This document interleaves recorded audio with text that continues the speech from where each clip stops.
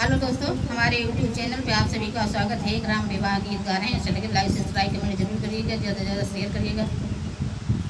के करे दुआरे नी तू गंगा बहतू है, के नी तू करैया स्नान रे लाल नावा, अरे के नी तू करैया स्नान रे लाल नावा।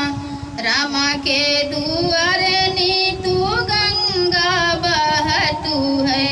सीतनी तू करैया स्नान रे लाल नावा, अरे सीतनी तू करैया स्नान रे लाल नावा।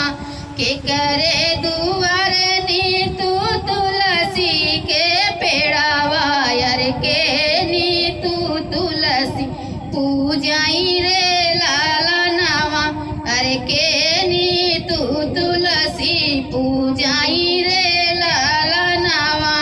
रामा के दुआरे नी तू तुलसी के पेड़ावा, अरे सीतनी तू तुलसी पूजाई रे लाल नावा, अरे सीतनी तू तुलसी पूजाई रे लाल नावा। के करे दुआरे नी तू बड़ी फूलवरिया, के नी तू फूलवा तोड़ाई रे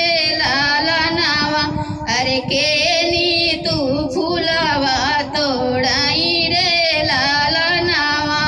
रामा के दुआरे नी तू बड़ी फूलवरिया, अरे सीतनी तू फूलवा तोड़ाई रे लाल नावा, अरे सीतनी तू फूलवा तोड़ाई रे लाल नावा। के करे कंधे पे नी तू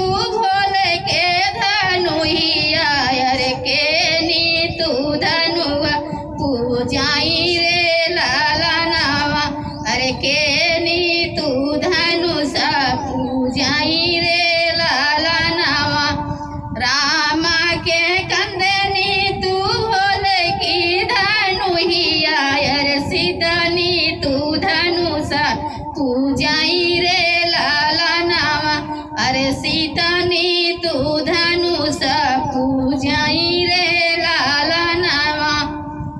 के करे दुआरे नी तू गंगा बहतू है, अरे के करे दुआरे नी तू गंगा बहतू है, के नी तू करैया स्नान रे लाल नावा, अरे के नी तू करैया स्नान रे लाल नावा।